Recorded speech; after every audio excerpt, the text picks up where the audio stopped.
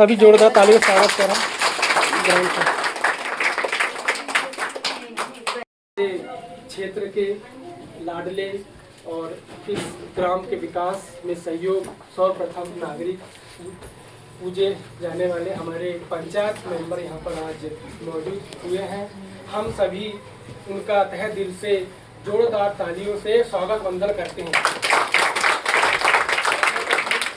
हम कोई भी शुभ काम करने से पहले पूजन अर्चन करते हैं, वही विधा को करते हुए मैं चाहूँगा कि ग्राम के सरपंच महोदय साहब जो आए हुए हैं हमारे साथ, पार्षद जो यहाँ के पंच हैं, गणमान्य नागरिक हैं, इनसे चाहूँगा कि ये सबसे पहले पूजन अर्चन करके क्लास का शुभारंभ करें। तो प्लीज आ जाए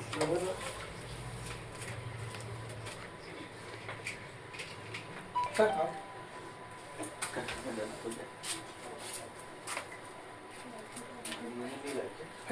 वो छोटी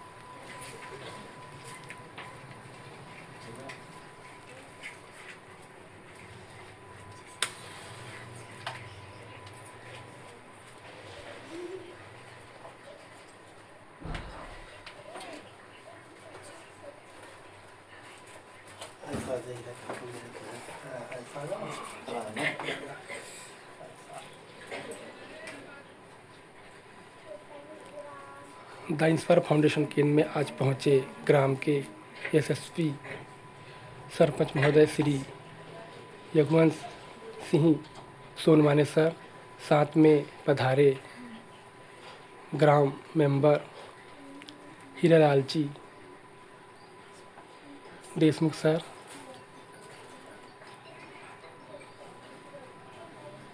साथ में मेंबर वार्ड के साहब का आज पूजन अर्चन विधि द्वारा संपन्न कराया जा रहा है। यहाँ पर सिलाई सेंटर और ब्यूटी पार्लर सेंटर का शुभारंभ होगा। ग्रामीण क्षेत्र की महिलाएं हों, शहरी क्षेत्र की महिलाएं हों, सभी को प्रशिक्षण दिया जाएगा। सभी को डिप्लोमा कोर्स संपन्न करने के बाद यह स्वरोजगार की दिशा में काम करेंगे। इसी आशा अपेक्षा से संस्था यहाँ पर क्रियाशील हो रही है और संस्था सभी महिलाओं नवयुवतियों से यह आग्रह भी करती है कि ऐसे परीक्षण को प्राप्त करने के लिए वह केंद्र में आएं।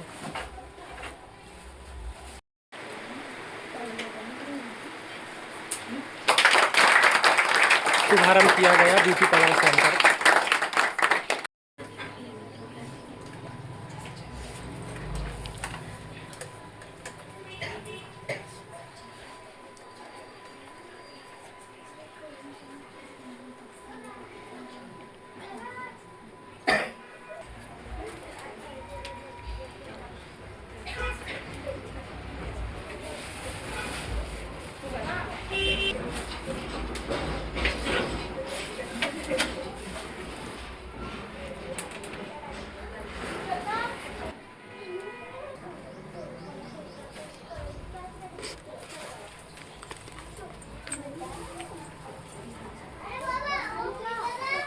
सभी ने नहा के आया है ना, अपनी स्वेच्छा से, है ना, जिसको आस्था हो, विश्वास हो, चाहे वो किसी भी संप्रदाय से हो, किसी भी धर्म से सीख पाए। ठीक है, आप लोगों के लिए प्रेय है। सरस्वती जी भी हैं, लक्ष्मी जी भी हैं कि भाई हम गणेश भगवान हमें ज्ञान दे। सरस्वती जी भी, लक्ष्मी जी आगे जाके हम सीखेंगे तो धन देंगी हमें, है कि नहीं?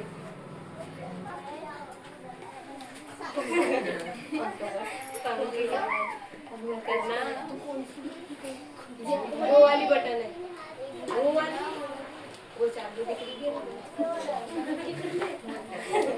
ये वाली है, ये हाँ उसको घुमाओ। हाँ हो गया हो गया।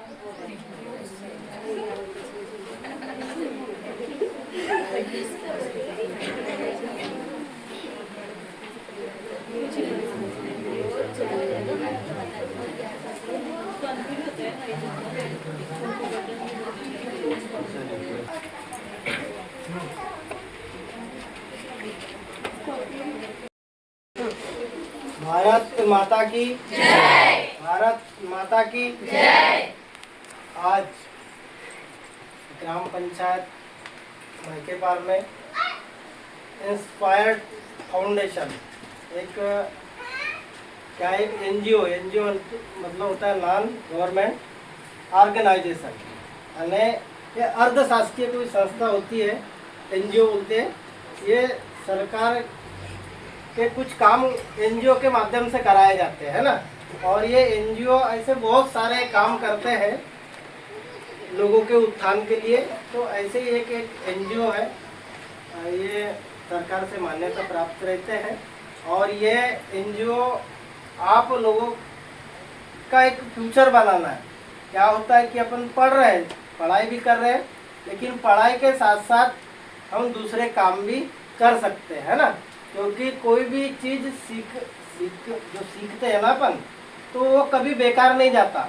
आज नहीं कल भविष्य में कभी ना कभी अपने काम में आता ही है। इसलिए हर आदमी ने कोशिश करना चाहिए कि हम कुछ ना कुछ सीखें, क्योंकि शासन भी चाहती है कि आत्मनिर्भर बने, हम दूसरों पर डिपेंड न रहे, खुद सेल्फ डिपेंड बोलते हैं कि नहीं, सेल्फ हेल्प, यानी हम अपनी खुद की मदद कर सके। या अगर हम कोई सीखेंगे और हमको कोई चीज़ का अनुभव रहेगा तो हम अपने पैरों पर भी खड़े हो सकते हैं। और खासकर शासन ने और सरकार ने तो महिलाओं को आगे बढ़ाने के लिए, है ना, यानी शासन में भागीदारी जो कहना चाहिए, पहले ज़्यादातर आदमी ज़्यादा करते थे, महिलाएं कम भाग लेती थी, लेकिन आज का टाइम ऐसा आ गया कि लड़के पीछे हो गए, लड़कियां आगे बढ़ रही है ना। वो कारण यही है कि लड़के टाइम ज़्यादा व्यस्त करते हैं मोबाइल में। और एक चीज़ कहूँगा मैं कि आप सभी लोग बच्चियाँ हैं, और खासकर पूरी बच्चियाँ पढ़ने वाली है ना,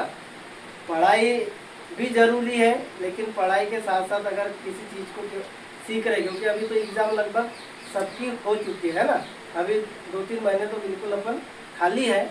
और बहुत अच्छी बात है कि अपने गांव में ये जो प्रशिक्षण हो रहा है, इनको भी मैं बहुत बहुत बधाई देता हूँ, धन्यवाद देता हूँ कि हमारे क्षेत्र की प्रशिक्षित करेंगे।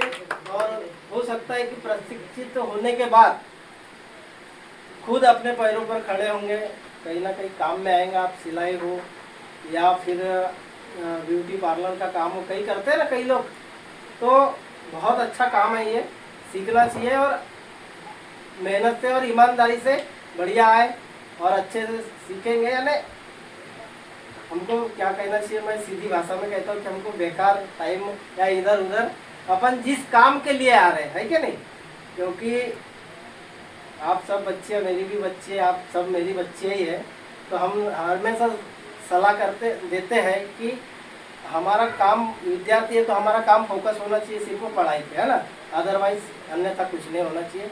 पढ़ाई करो बढ़िया, और मोबाइल का यूज कम करें, क्योंकि भविष्य में घातक हो सकता है, क्योंकि उससे हमारी आंखों की रोशनी भी जा सकती है।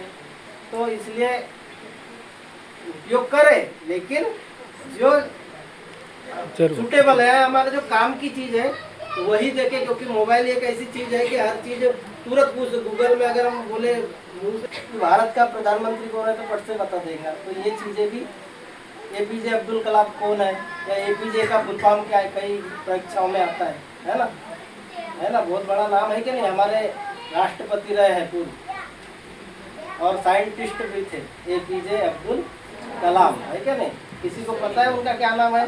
एपीजे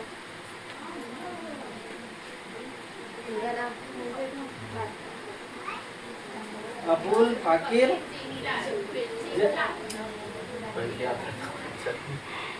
अब्दुल फाकिर जैनुलाब्दीन या कुछ है ना, उनके पिताजी का नाम था ऐसा। तो मोबाइल अच्छा है, लेकिन हम उसका सही इस्तेमाल करें, है क्या नहीं।